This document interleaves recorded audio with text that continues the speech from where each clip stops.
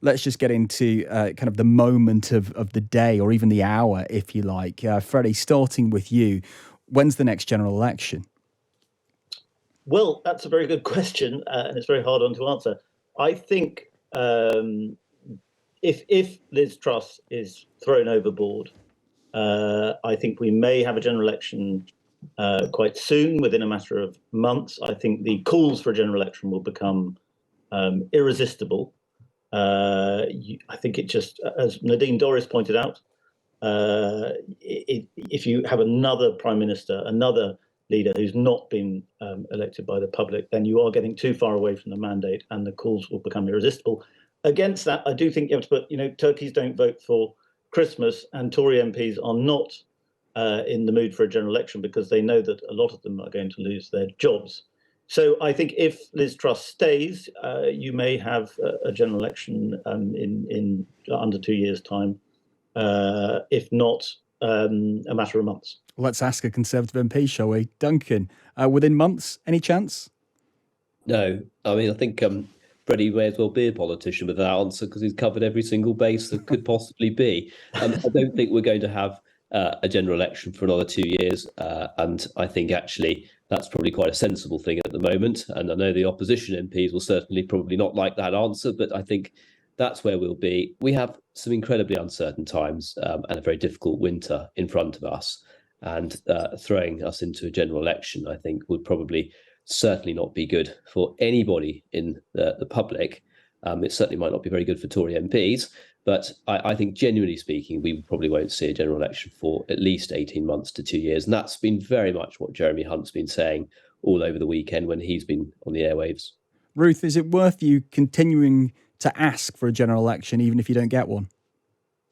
Absolutely, because we are the opposition. And although Duncan has just said, oh no, it'll be another 2 years, with respect to him, there have been a lot of Tory promises made in the last few weeks, which have been U-turned on within 24 hours. So, let's see where we go on this. But certainly we are on an election footing, because the longer this mess goes on, and let's be honest, as Duncan said, yes, we have, quite rightly, we have got a crisis at the moment in our country, but let's look who caused it. So, Liz Truss has been widely gifted, being told that, yeah, she's the one who's caused it all.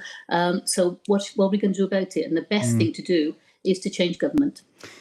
Deidre, do the SNP want a general election, really, after that poll that showed that Keir Starmer was now more popular in Scotland than Nicola Sturgeon?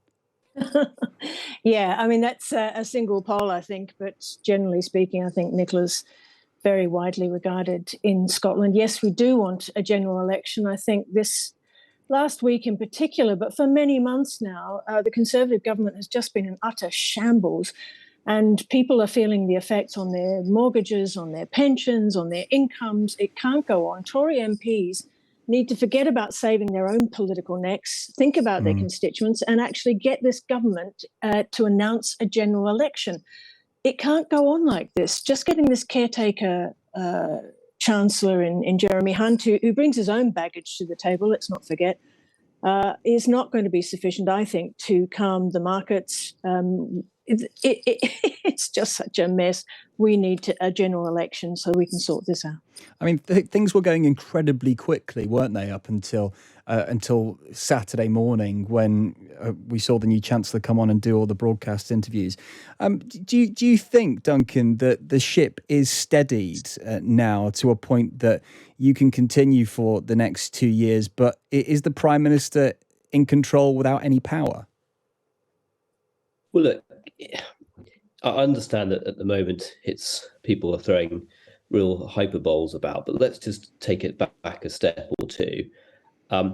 The actual thrust to create a vision of a low-tax country with regulations that are also relaxed to try and thrust some investment into what is a very stagnant economy is one that I absolutely agree with. In fact, I haven't really met anybody who doesn't agree with that.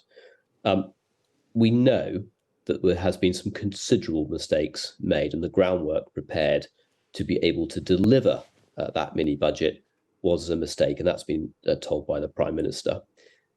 Now what we have to do is absolutely create some economic stability. And if those plans for economic growth are put on the back burner for the medium term, then that is what is necessary to absolutely be able to steady the ship and move forward. And what's happened over the last couple of days has been a step forward to be able to steady that ship. I mean, if you take Jeremy Hunt, and I'm sure we'll talk about him in a moment, he is a very credible guy. He is very experienced. He is a bridge between the different parts of the party who may or may not be happy when Liz Truss was elected, and that's fair enough. That happens when you elect a new leader. But I think we now have to allow a little bit of time for next week to elapse and see that there is some calming, see that the markets do recover, and that the proposals come forward can be enacted on. And actually, once we can get into next week, we can see whether some of that strategy is going to work. I don't know. There's all sorts of chatter in the press. There's all sorts of chatter between MPs. But actually, I think giving the Prime Minister a bit of time and space to take some reflection on what has happened and get Jeremy Hunt to put forward a credible plan is what we need before we start to make any hyperbole on what's going to happen next. Freddie, Jeremy Hunt is a very experienced minister. He was a close ally of Rishi Sunak. What does his appointment say about Truss's governing ability now? Well, I mean, I think there is an argument that there could be some stability now and things could settle down. Truss has effectively said, OK, my economic vision was not what was needed at this time, and it was causing instability, and therefore you can have a man that you like, and that's Jeremy Hunt. And Andrew Bailey made it very clear in a statement yesterday, said we had an instant meeting of minds. So that's sort of the financial institutions, the financial establishment, if you like, may be more comfortable with Hunt. The problem, I think, is that the Tory party itself is unstable at the moment, and that the amount of backbiting, viciousness, and really sort of self-destructive talk going on suggests a party, and I'm sorry to say this, I don't say this with any glee, suggests a party that is sort of eating itself alive. And I think it has been since the sort of last phases of Boris Johnson. So I think Hunt is a sort of potentially a stabilising figure, but he's only a stabilising figure for people that were very uncomfortable with this government to begin with. I think the problems for the Tory party are much deeper than whether Jeremy Hunt can save it or not.